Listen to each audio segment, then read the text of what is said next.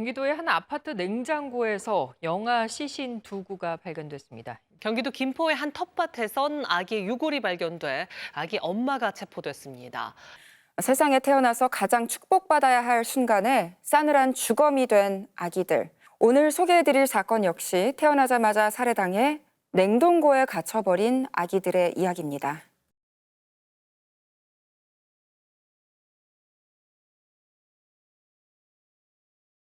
(2006년 7월 23일) 지금처럼 한여름이었습니다. 설해마을의 한 고급 빌라 냉동고에서 시작이 됩니다. 비닐봉지를 딱 열어보는 순간 이 남자가 얼어붙습니다. 이 남자가 너무 놀라서 한참 동안 멍하니 있다가 다시 자세히 들여다보니까 그 안에 아기 시신이 있었습니다.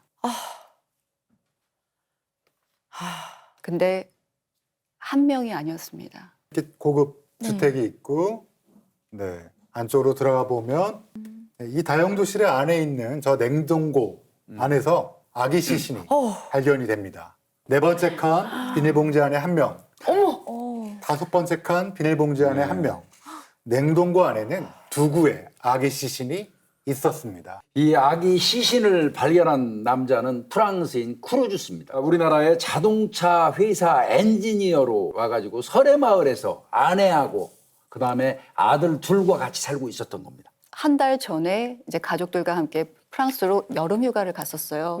내 회의 때문에 크루조 씨 먼저 이제 한국을 온 거죠. 그러다가 이걸 발견하게 된 겁니다. 이 냉동고 안에 있던 아기 시신 지금 보이시죠? 예, 저 둘 다 비닐봉지 안에 들어 있었고요. 한 아기 같은 경우는 수건으로 감싸져 있었습니다. 애기 정말 딱 태어나자마자의 모습인 것 같아요. 어머 세상에. 둘 다 남자아이였는데 탯줄이 달려 있었고 녹색의 태변이 묻어 있었습니다. 이때부터 경찰이 굉장히 중요한 어떤 그 순간이 온 겁니다. 이를테면 이런 겁니다. 사산한 아이를 냉동고에 보관한 것이냐, 아니면 살해한 이후에 유기한 것이냐. 현미경으로 조직 검사를 해서 보니까 공기가 기관지 안쪽까지 구석구석 차 있어요. 그러니까 얘가 태어나서 울었고, 그러니까 독립호흡을 하고 울었던 아이예요. 살아 있었다는 거네요. 그렇죠. 살아 있었다는 거야. 네, 맞습니다. 그런데 아기 시신이 발견되고 나서 5일 뒤에 이제 국과수에서 아기들의 DNA를 분석한 결과가 나왔습니다. 드디어 아빠가 누구인지 밝혀졌습니다. 그 아기 아빠는 바로 이 사람입니다. 아이고 크루조 씨. 크루조 씨 자기 애인지도 모르고서 지금 이 꺼내가지고 신고를 한 거예요? 말 그대로 나의 피부치였던 거잖아요. 말도 안 돼. 크루조 씨는 있을 수 없는 일이다라고 강력하게 주장했습니다.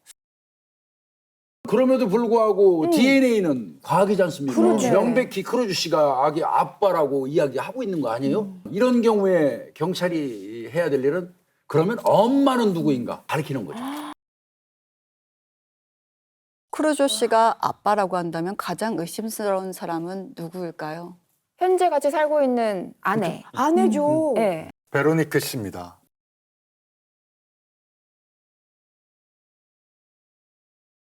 크루조 부부 사이에는 9살, 11살인 두 아들이 있었는데요. 베로니크 씨는 그 두 아이의 이후로는 임신한 적이 없다고 주장했어요. 그런데다가 결정적으로 베로니크 씨 같은 경우는 3년 전에 폐혈증을 앓게 되면서 자궁 적출을 했다고 해요. 그래서 자기는 아이를 출산한 적이 확실하네요. 없다고 하는 거죠. 형사 입장에서는 이거 엄청나게 답답한 거죠. 이 형사는 이제 아마 자기 아내한테 어떤 이 사건 관련된 얘기를 좀 했던 것 같습니다. 너무 특이한 일이기 때문에. 그런데 그 아내로부터 결정적인 어떤 힌트가 되는 말을 듣게 됩니다. 폐혈증을 앓게 되면서 자궁 적출을 했다며. 근데 오히려 출산을 하면서 폐혈증이 얻어졌기 때문에 자궁 적출을 한 거 아닐까? 라는 의심을 하게 됩니다.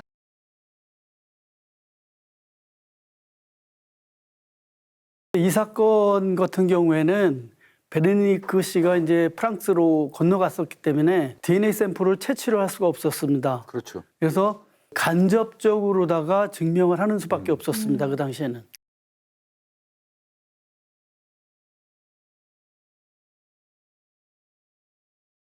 칫솔하고 그다음에 귀에게서는 여성의 DNA가 검출이 됐습니다. 이 유전자하고 사망한 영아 2명의 유전자를 비교하니까 모자 관계가 성립되었고 미토콘드리아 DNA가 일치를 했던 겁니다. 미토콘드리아 DNA가 혹시 뭔가요? 뭐야? 난자와 정자가 있을 때 정자는 무조건 난자로 가야 되잖아요. 그래서 꼬리 부분에 네. 미토콘드리아가 집중돼 있어요. 그래서 막 빨리 헤엄쳐서 정자에 핵이 딱 들어가는 순간 엄마가 난자가 꼬리를 잘라버립니다. 아, 그래, 맞아, 아빠의 맞아. 꼬리를. 예, 예. 그래서 아빠의 미토콘드리아는 정자와 난자가 합쳐지는 수정란에 못 들어가요. 그러니까 우리가 가지는 모든 미토콘드리아는 다 엄마한테 받은 겁니다. 에너지 만드는 미토콘드리아. 엄마에게서만 물려받은 유전자가 같았다면 베로니크 씨가 아기 엄마가 맞다는 증거네요. 그 여성 DNA가 베르니크라는 거를 증명하기 위한 어떤 고리가 필요했거든요. 네. 그게 바로 살아있는 그 자식의 유전자형을 어디선가 확보를 하게 되면은 아들 둘. 예. 그러면은 사망한 그 두 아들하고 형제하고 형제가 아니면은 자연스럽게 이 그렇죠. 죽은 애들의 어머니가 베르니크라고 확정을 할 수가 있거든요. 그러니까 모자 관계를 증명할 수 없으니까 형제 관계를 증명하면 되겠네요. 그 아이들의 나왔나요? 그 DNA가 나왔나요? 거기서 이제 남성 DNA가 검출이 됐습니다. 바로 살아있는 아들의 유전자형이었습니다. 이것이 이 사건을 해결하는데 결정적인 역할을 하게 됩니다. 이 살아있는 아들과 사망한 영아들의 DNA를 분석해 보니까 친형제 관계로 밝혀졌고요. 미토콘드리아 DNA도 동일했습니다. 바로 베르니크가 사망한 두 영아의 친모라는 것이 확인이 된 것이죠.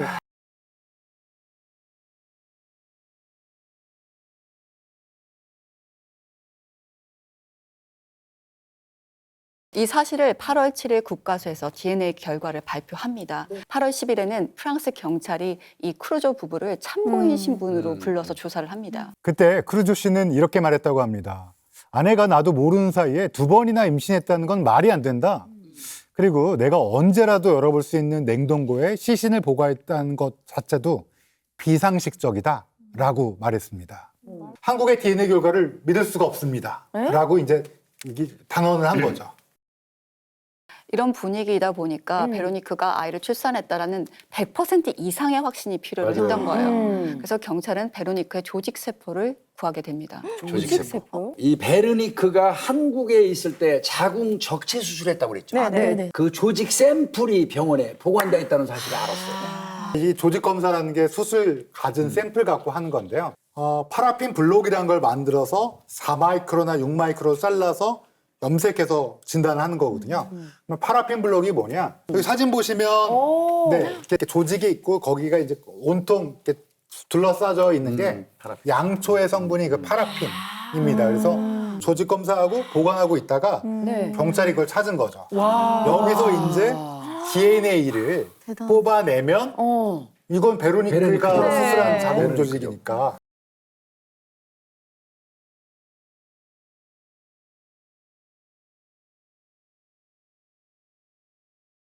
정말 이제 드디어 범인이 밝혀진 건데 그럼 베르니크 씨는 이 결과에 대해서 뭐라고 얘기를 했나요?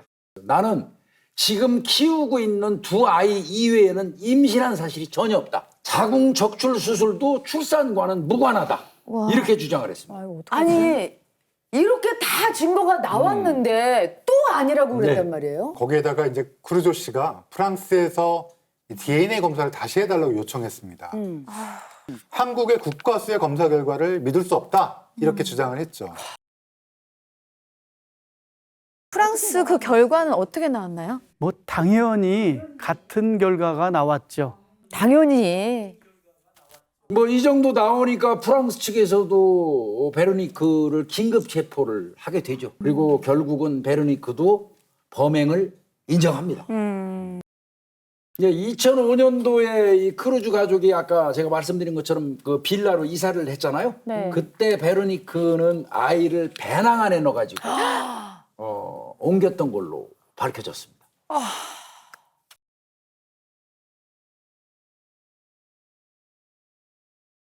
왜 그런 끔찍한 일을 저질렀는지 모르겠네요. 가장 가까운 곳이 가장 안전한 곳이다. 자기가 컨트롤할 수 있는 공간 안에 두어야 되기 때문에 그렇게 자기 손으로 이동을 했겠죠. 그리고 베로니크는 여기가 한국이라는 것들이 작용을 했을 거예요. 만약 프랑스라면 버릴 수도 있었고 다른 방법을 강구할 수 있었겠죠. 그런데 베로니크 씨의 충격적인 고백은 이게 끝이 아닙니다. 죽인 아이가 두 명이 아니라는 거예요. 아니 그럼 2002년의 9월과 2003년의 11월 말고 또 있단 말이에요? 네, 1999년 7월에 아이를 낳고 그때는 프랑스에 있었겠죠. 자신의 집 벽난로에다 아우. 아니 엄마가 어떻게 이럴 수가 있어? 자신이 배가 아파서 낳은 아기 셋을 모두 살해했다는 건데 인간으로서 이게 있을 수 있는 일이지 너무 지금 아니 그리고 어떻게 남편이 모를 수가 있어요? 1년 6개월을 지속적으로 수사를 했다면 상당히 한 겁니다. 네. 그럼에도 불구하고 실제로 크루조 씨는 아내가 이 출산한 사실을 몰랐던 것으로 결론을 내렸고요. 베로니크 같은 경우도 남편이 절대 몰랐다, 내가 출산한 사실을. 끝까지 그렇게 일관되게 진술을 했었습니다. 가장 큰 의문은 도대체 왜 그랬을까? 그렇죠. 10달 동안 내 뱃속에서 키웠던, 품었던 아기를 사실은 헤어지기 싫어해야지 맞는 거잖아요. 그녀는 이렇게 말했습니다. 내가 낳은 건 아기가 아니었다. 아기가 아니었다고요? 저는 아이를 죽인 게 아니라 내 뱃속에서 나온 신체의 일부를 죽인 겁니다. 라고 얘기했습니다. 신체의 일부요? 자기 실체 일부분을 내가 살해했다는 게 그게 말이 안 되잖아요. 베로니크가 또 두 아이를 키우고 있는 엄마인데 그렇죠. 그 아이들은 그냥 낳고 키우고 있는데 죽은 아이들은 뭐가 달라? 내 신체의 일부다. 그래서 죽였다. 이게 좀 이해가 안 되는데 출산의 경험이 없는 사람도 아니라는 거잖아요. 네네.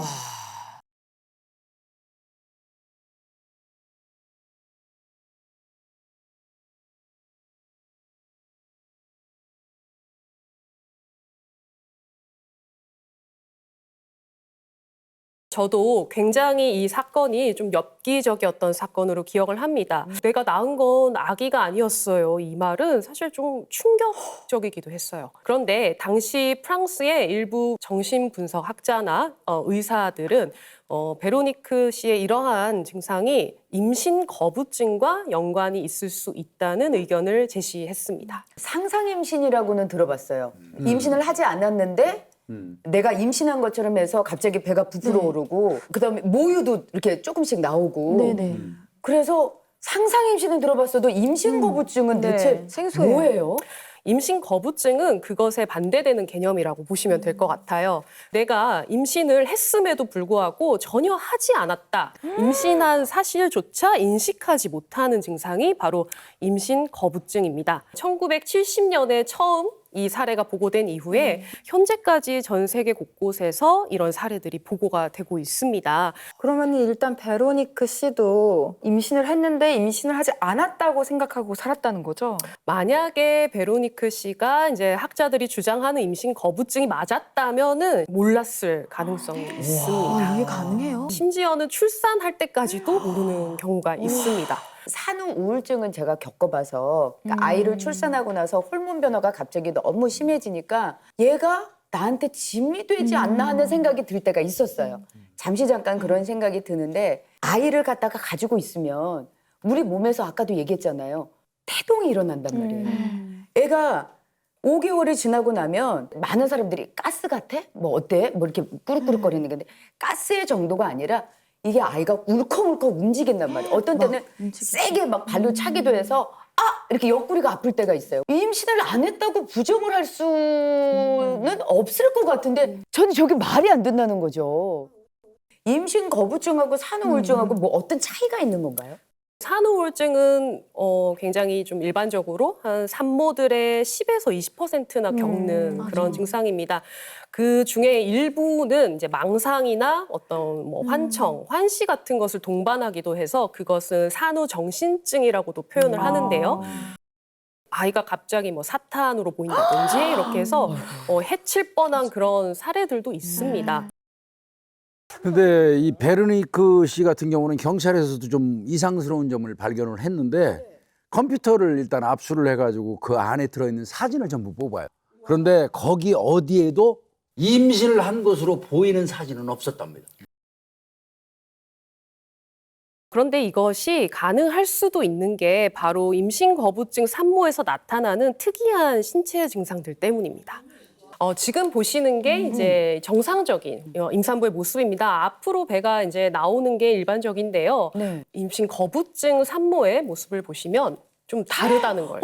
위로 올라가네요. 네.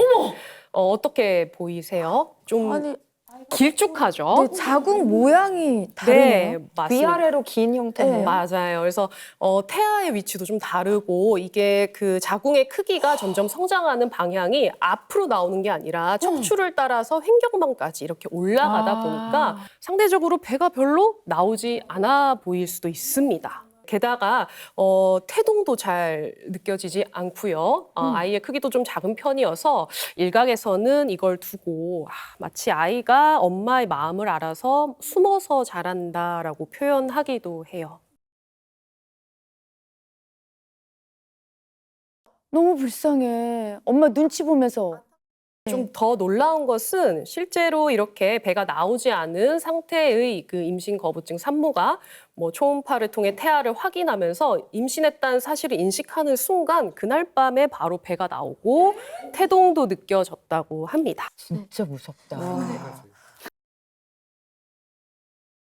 임신하면 일단은 생리가 저 멈추잖아요. 그 얘기가 제일 하고 싶었어요. 왜 모르냐. 임신 거부증 산모들을 연구한 결과들을 보면 입덧을 하지 않은 경우가 대부분이고 출산 직전까지 월경을 했다라고 생각하는 산모가 절반 이상이나 됩니다. 한 번은 뭐 그럴 수 있어요. 임신을 거부하는 뭐 병적인 증상이 생길 수 있지만 베로니크의 경우는 임신, 출산, 게다가 살해까지를 3번이나 반복한단 맞아. 말이죠. 중절을 하는 방법도 있을 수 있고 피임을 좀 더 철저하게 하는 방법도 있을 텐데 그렇게 하지 않은 이유는 뭘까요? 아마 프랑스 법정에서도 판사가 그 부분 관련돼서 왜 피임약을 복용하지 않았느냐, 왜 중지했느냐 이런 질문을 했던 걸로 알고 있습니다. 그 질문에 베로니크는 이렇게 답변을 했어요. 모순되게 들릴 수 있겠지만 나는 임신할 리가 없다고 생각을 했다. 저에게는 그런 일이 생기지 않을 것처럼 느꼈다라고 했습니다. 판사가 또 이렇게 물었습니다. 왜 낙태를 하지 않았습니까? 1975년 이후로 낙태가 합법화되었는데 그 사실을 몰랐던 건 아니죠? 하고 물었죠. 임신을 해야 낙태를 하지 않습니까? 낙태를 생각해 본 적이 없습니다. 아이를 죽인 것은 저의 선택이 아니었습니다. 라고 얘기합니다. 중요한 점은 임신 거부증이 있다고 해서 영아를 살해한다? 정말 말도 안 되는 아니죠. 거고요. 반대로 영아를 살해했다? 그러면 임신 거부증이 있었나? 이것도 사실은 맞지 않다는 거예요. 임신 거부증이라는 게 나중에 범죄에 악용될 수도 있잖아요. 너무 중요한 부분인데요. 이게 나는 몰랐어요. 정말 이렇게 거짓말을 해서 악용될 가능성이 있습니다. 그렇기 때문에 우리가 가짜와 진짜를 구별하려면 진짜가 무엇인지를 정확하게 알아야 하듯이 임신 거부증이라는 이 증상에 대한 실체를 파악하는 연구가 꼭 필요하다고 보여집니다. 베로니크는 징역 8년을 선고받았습니다. 그런데 출소에 일체 인터뷰를 하지 않는다는 조건으로 4년 만에 가석방을 받게 됩니다. 설해마을 영화 살해 사건 당시에 프랑스에서는 이제 충격이 굉장히 컸어요. 그래서 임신 거부증 들으셨지만 그거에 대한 것과 영아 살해에 대해서 대규모 연구들이 이루어지기 시작했다고 합니다. 우리나라에서도 개개인의 잘못을 따지는 것과 뭐 이것도 중요한데요. 한 걸음 더 나아가서 영아 살해를 예방할 수 있는 사회적 시스템, 또 맞아요. 어떤 걸 도움을 줄 수 있는지 이런 것들을 찾는 노력이 필요하다고 생각됩니다. 사실은 이런 일이 벌어지지 말아야 되겠지만 그 산모에 대한 연구 정말로 왜 이 산모가 이래야만 했을까라는 정말 지금 아이 키우기 되게 힘든 세상이다라는 얘기를 하는데 아이 키우는 게 조금 편해진다면 좀 이런 생각들이 좀 없어지지 않을까 하는 생각이 들면서 아이를 임신한 산모에 대한 좀 이해도도 좀 높아져야 되지 않을까 하는 그런 생각이 들어요.